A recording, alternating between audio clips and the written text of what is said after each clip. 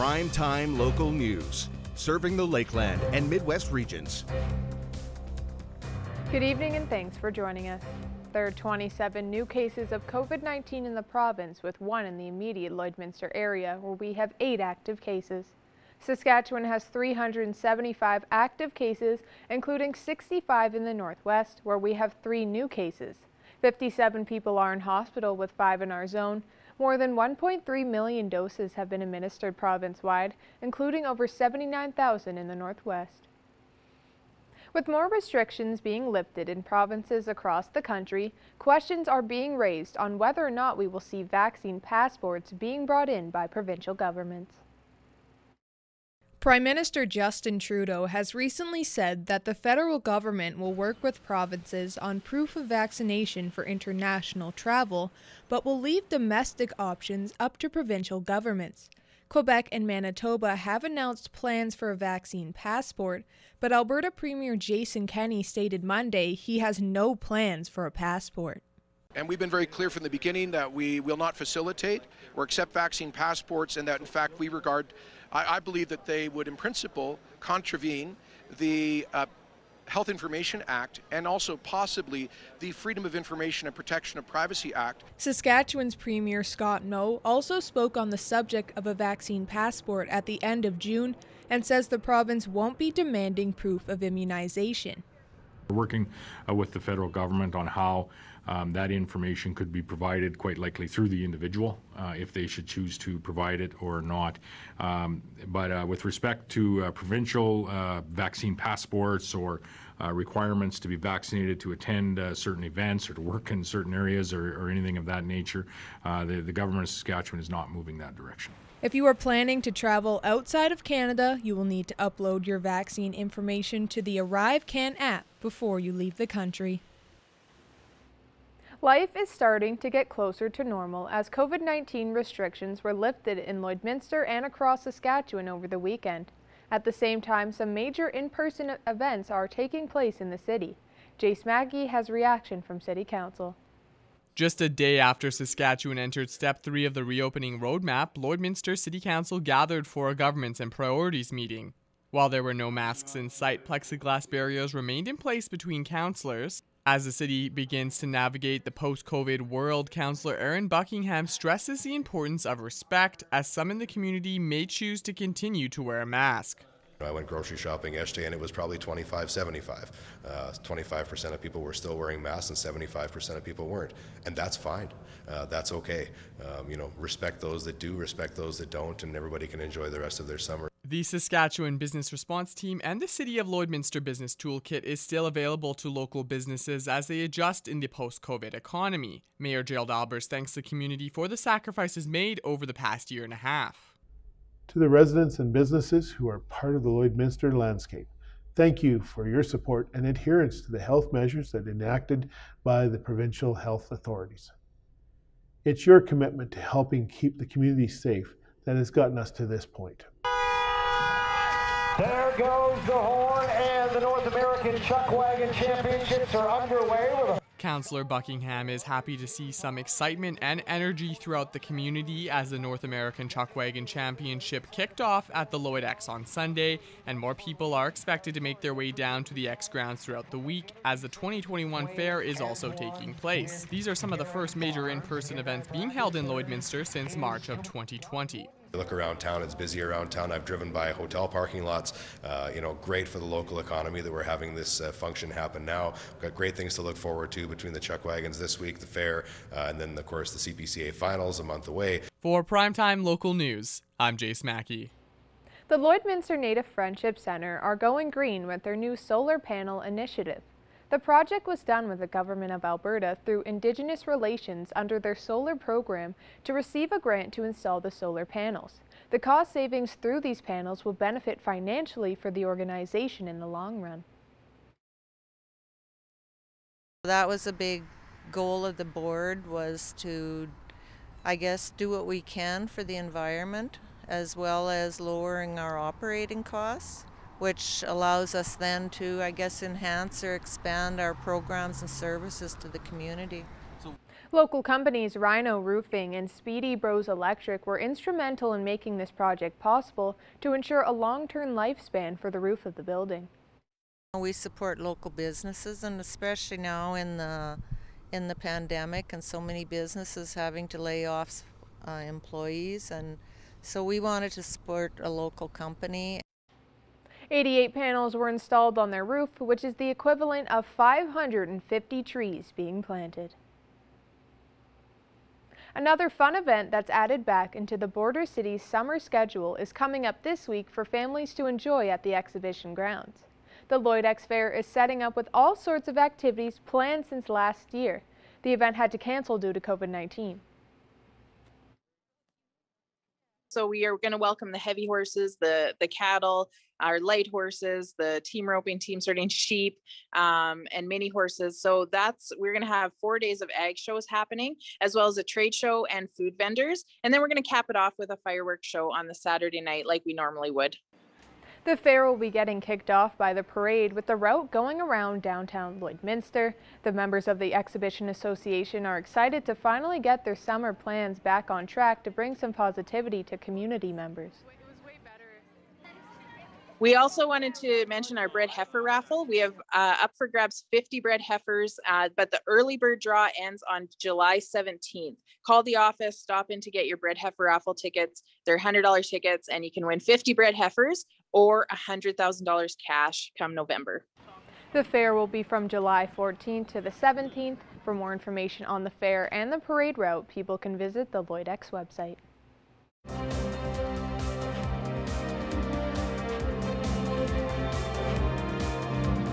Welcome back. The Lloydminster Exhibition Fair is set to kick off tomorrow. This year's event will go back to its roots with a focus on agriculture. Jillian Code has more. The Lloydminster Agricultural Exhibition grounds are busy with crews making last-minute preparations for this week's fair. Without a midway, another type of event will be drawing the crowds. This year we are focusing on agriculture, so we are so happy to have a beef show with our steer and heifer classic, as well as a junior heifer show and calf show. These bleachers sat empty last year, but will soon be filled with fans taking in the events, ranging from draft horse shows to a light horse show, which kicks off at 8:30 Wednesday morning. Barns are full of drafts. We're going to have the hitches, the halter classes, the hitching, the six-man, the ladies, all of those are going to be at the grandstand, so you can come out and watch them in their full glory. The 4-day fair will see a variety of events and animals, including team sorting and a sheep show. Dodgson says there's something for everyone. So I really like the beef show, the steer, and the heifer classic show, but if you want to see regality, or the regals, come watch those heavy horses and the big wagons. They're dressed up to the nines. Shiny hitches and carts and the whole bit, so those are really great. And for little kids, if you just want to see something small, the sheep show is wonderful. Egg shows will run from Wednesday morning until Saturday evening. Jillian Code, Primetime Local News. Now we'll take a look at your egg prices.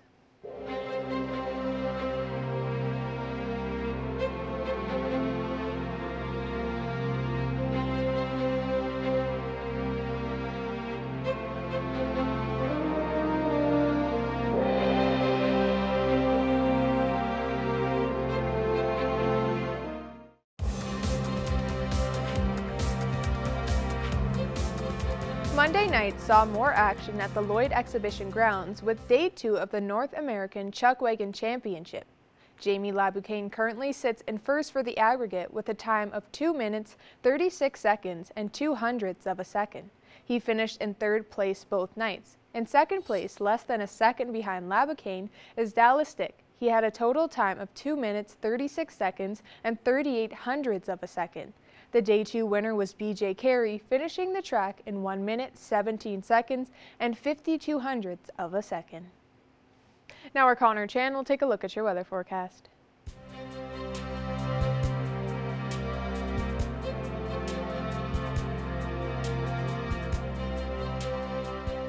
All right, thanks very much, Jasmine. We're still sitting around that 25, 27 degree mark is what we could see for the evening. We are going to get a little bit warmer tomorrow, and we're going to start to see those 30-degree marks. Of course, we did wake up with a little bit of a smoky feel this morning as we, of course, see a little bit of the effects of those wildfires in northern Saskatchewan. But looking at temperatures out west, 29 degrees in Edmonton, Athabasca, and Whitecourt, 31 degrees in Jasper, and 27 degrees in Rocky Mountain House and in Red Deer. Still a little bit of that heat warning also in parts of Alberta. 27 degrees in North Battleford and Saskatoon, 24 in Meadow Lake in Prince Albert, with 23 degrees in Melfort. Now going up to the northern areas of Saskatchewan, where it is a little bit worse with the smoky feel, so it is a little bit, conditions are not the greatest up in those northern areas, but 22 in La Loche, Buffalo Narrows, and 22 in La Ronge. They are still in that air quality statement right now. 24 in Stony Rapids as well, with 23 in Wolfson Lake and Uranium City. Looking over to northern Alberta right now, 29 in Grand Prairie, 30 degrees, for Peace River, 26 in Fort McMurray in High Level, and 28 degrees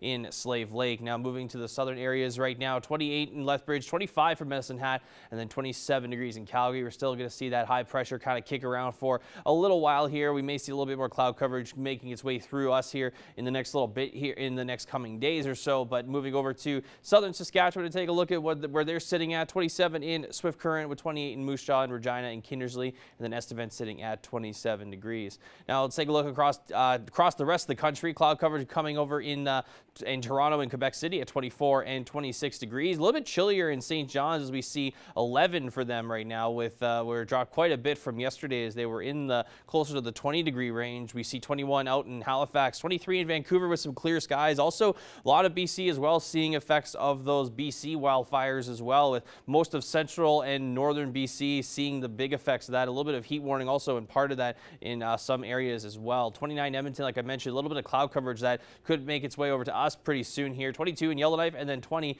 in Whitehorse. We're going to have a big increase for tomorrow. 32 is our expected daytime high. 33 in Vermilion tomorrow, with also 33 in Bonnyville. 31 for St. Paul, Lac La Biche. 32 degrees in Edmonton tomorrow, along with Maidstone and North Battleford. We're going to see a little bit of cloud coverage throughout the week, and then clearing up by the weekend. We'll have nice weather for that. We could see ourselves in a little bit of a heat warning potentially ourselves here in the next little bit here. 32 in Meadow Lake, in Pierceland, 31 up in Isle of Cross and in Green Lake. Now looking ahead to the next 7 days, we are going to see temperatures continuing to be consistent throughout the week here within those 30s and just shy of 30 degrees. 32 on Thursday, 29 on Friday, 30 degrees on Saturday, with 31 for Sunday, and then we'll get a little bit more cloud coverage affected there for Monday and Tuesday, but we're still once again well above our average for this time of year, for this month in particular, with the high of 23 is the average and 11 as the low. That is a look at the 7 days ahead.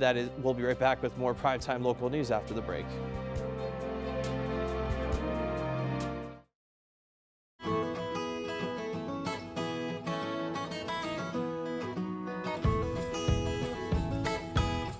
Welcome back, everybody. I'm joined with Becca Lawrence and little Oliver here for this Week in Pet Project.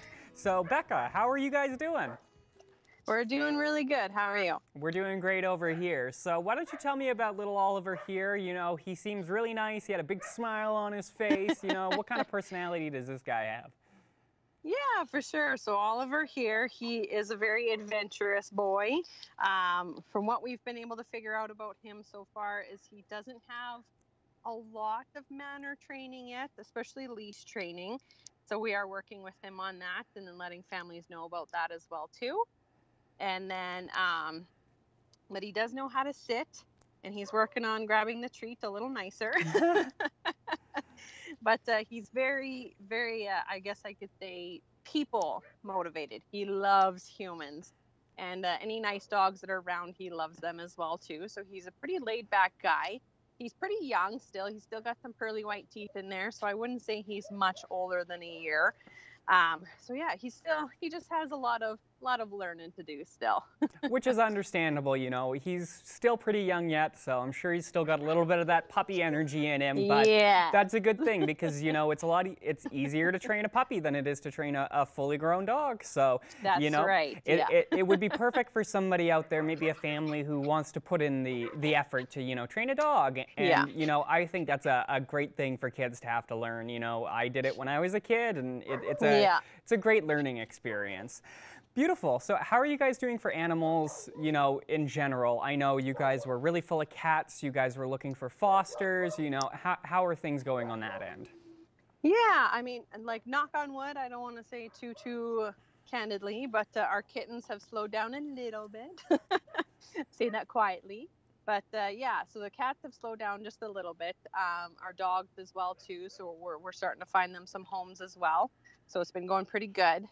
Obviously, still lots of cats. We're thinking we're going to have maybe an adoption event this week potentially, and you know, something that goes into the weekend. So mostly just on our adult cats that we'll adopt out. But yeah, just in hopes to find some of our longer time residents, you know, a home for, you know, for the summer, I guess, forever. Beautiful. And we were talking earlier off camera, Rebecca, but you had mentioned that you guys now have all your dogs available for viewing online. Is that correct? Yeah, so we're going to start working on that this week as well, getting all of them on there. So, I mean, there's not too many, but there is a few.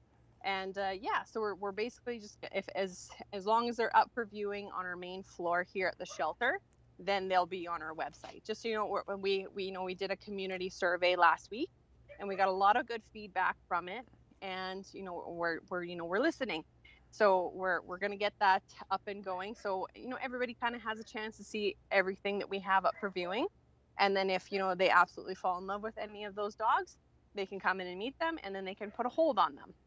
Wow, that sounds amazing, Becca. Really, like, simplifies the process, lets people do, you know, kind of pet adoption online for the most part. And then when they're ready to go, then they can just come in and, you know, finish the process. Or, you know, maybe get to meet them a little bit more in person. Sometimes that's always nice, too. So, yes. Well, that's great, Becca. And one other thing that we were talking about was, you know, with the wildfires right now, and there's a lot of people displaced, you wanted to mention to people that you guys are available to help foster any animals that might be temporarily displaced. Yes, yeah. I mean, that's you know, something that we've been hearing a lot about. And you know, obviously we don't have a large shelter, and we would rather them go out into foster, just obviously because we can't stop our outtakes, or our intake, sorry. And so yeah, so we have had a few people reach out to us so far, and that they are willing to foster for us. So if any families are coming this way, that we're definitely recommending them to reach out to us. And then if there's anyone that wants to foster for that as well, please just fill out a foster application or give us a call, and we'll kind of give you a rundown. And we would, yeah, love to point you in the right direction to help out. That sounds great. So if anybody out there, you know, who's traveling this way, who's, again, displaced, and you need some help, certainly reach out. And if you're somebody in the community who wants to help somebody out, definitely get in contact. Real quick, just before we go, Becca, is there any physical item donations you guys are looking for right now? You know I love to ask. Got to do it. Yeah. Actually, you know, the tons of kittens that we have, and we give out our wet food and kitten food to fosters. So our kitten food and our wet food is getting quite low. Same with our dogs as well. So any kind of wet food for dogs and cats, and dry kitten food is something else we're looking for cats as well, or for kittens. There you go, everybody. So again, if you're out shopping, you see some pet food on sale, maybe pick up a little extra for the SPCA. Well, that's unfortunately all the time we have this week, Becca, but I want to thank you for stopping by. I want to thank Oliver for taking time to say hi, and we'll speak with you guys again next week. See you next week. Thank you. Manage your waste and recyclables with Quick Pick Waste Disposal. 100% locally owned and proud to serve and support the communities we call home. Quick Pick, the convenient solution to avoid pollution.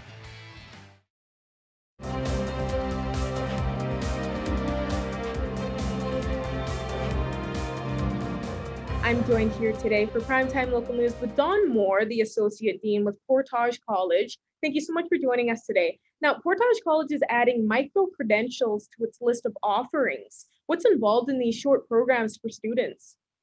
Yeah, as you mentioned, yeah, Portage is getting involved in micro-credentialing, and it's really exciting over at our institution. These micro-credentials themselves, they're a different way of viewing learning, and it's a shift towards more short, bite-sized pieces, so that folks can kind of upskill or reskill or take little bits of training more short-term and more independently as they're proceeding along with their educational journey. As you mentioned, Portage has just recently announced that we have 4 new micro-credentials, one of which is already out, and 3 more to come in the fall as well too. And so these micro-credentials are designed in partnership with some of our external partners, industry, employers, whomever they happen to be. And so they've been working with some of our experts at our institution to create these shorter bite-sized training pieces to support individuals as they're pursuing their careers, either upskilling or reskilling. And why has the college decided to bring these short programs in only now and just not in the past? Well, that's a great question too. So micro-credentialing, it's not really something that's new, but it's something that's getting perhaps better defined and more popular as time goes on. In the last 5 or so years, we've really seen a rise in micro-credentialing kind of around the world, in particular in Canada, that's for sure. I think as our world is getting faster and we're seeing folks work in more and more different industries and continuing to reskill, there becomes a larger demand for some of this on-demand training programming, and people are taking more short bite-sized pieces, but also wanting these bite-sized pieces to kind of fit into something larger. The Alberta government in advanced education has also given us a little bit of information about micro-credentialing and had actually put out a call for expressions of interest or proposals from institutions. And so we had participated in that as well too. And so advanced education has worked with us on helping to fund some of our development for it as well. And then we even have some external partners who are interested in working with Portage and developing some short-term training. And so, you know, with all this interest in micro-credentialing, we thought, well, we should try and formalize something a little bit more and get a micro-credential plan in place, and then start offering some of these things. And could you tell us what micro-credentials Portage College will be offering soon, and what program is actually available today? The first one that's currently being offered is the Supportive Care Assistant Program. And so we have put out some press releases about that one earlier. And that's for folks who are working more in the hospital or healthcare sector. And it's kind of like an introductory level program to upskill people to be working directly in long-term care facilities, potentially in hospitals or healthcare centers, with some folks as they are coming in there to support their healthcare needs. And so that's one that's being offered right now. It's tuition free, and if there is interest in joining, then I would strongly recommend that folks take a look at our website and explore that opportunity. We still have enrollment coming for it, so that'll be great. In the fall, we are going to have 3 new micro-credentials as well that are going to be offered. One of them is in permaculture, which is this really interesting approach to agriculture, where we look at more of a kind of conscious and deliberate design of maintaining and building agricultural opportunities that focuses more on like the natural ecosystem. We have another one that's coming up that's working with autoclaved aerated concrete, which may sound like a new term to a lot of folks, but it's a new type of concrete that's getting more popular in Canada. So that program is going to be designed more for folks who want to learn about autoclaved aerated concrete, but also who want to get into the field, either to work with it, or tradesmen who want to be able to construct with it, maybe some electricians who are wiring in a home that uses autoclaved aerated concrete instead, because it's a different kind of building material, right? The last one that we're looking at launching in the fall too is our foundational learning instructor program. And what that one is for is that's for folks who are working directly with some of our foundational learning adults. And that one's actually going to be offered across the province with some of our partners at the Community Learning Network. And does Portage College expect to see a strong reaction from students from going into these short programs, would you say? Oh, I think so. I think one of the best things about these micro-credentials are how involved industry is. And so even as we're designing these programs, we have industry partners who are sitting at the table with us. When we're looking at permaculture, for instance, we had numerous local organizations who were sitting there writing letters of support and are helping to guide and direct the program, because their goal is, as folks are taking these programs, they want these folks to then be able to work in these particular industries. So here you're having employers who are directly involved in creating these short bursts of programming, so that then when people take them, they can become employed in these fields. And by having employers as involved as they are, you know that it's something that they're going to value as well too. And so students who are looking for some upskilling to get those positions, they're going to be able to use that as well. And for people unaware right now, where can they find more information online, and where can they be able to sign up and everything for these micro-credentials? Sure. So Currently, we are running. Currently, it's only the supportive care assistant program that we are taking recruitments for. The rest will be coming in the fall. So, checking out our Portage College websites are our best bet as we see more and more information coming out about these programs. So yeah, our website would probably be the best place. I know we'll be doing some mini announcements too as we carry on to celebrate more of our programs. But at this point, they'll be through the continuing education branch of our website. So that would be the best place to get some more information on it. Well, perfect. I think it's amazing to see that Portage College is offering students now for this. Thank you so much for joining me today, Don. Thank you so much for having me, Shelby. All right, taking one last look here at your weather forecast. 32 degrees for the next couple of days here on Wednesday, Thursday, 29 on Friday. We're going to start to see a little bit more clearer skies make their way into Saturday and Sunday. We should see that cloud coverage kind of hovering over us for the next little bit here. And also seeing that possibly come back on Monday as we see that high of 32 degrees once again. So we'll be in the consistent 30-degree range for the next little bit here. Going into Tuesday, also seeing 31 degrees as we'll see some cloud coverage and hopefully some showers will start to emerge and get some low pressure systems in and a little bit of more moisture into those areas in northern Saskatchewan and also into British Columbia as well. Thank you for joining us on Primetime Local News. Have a great rest of your night.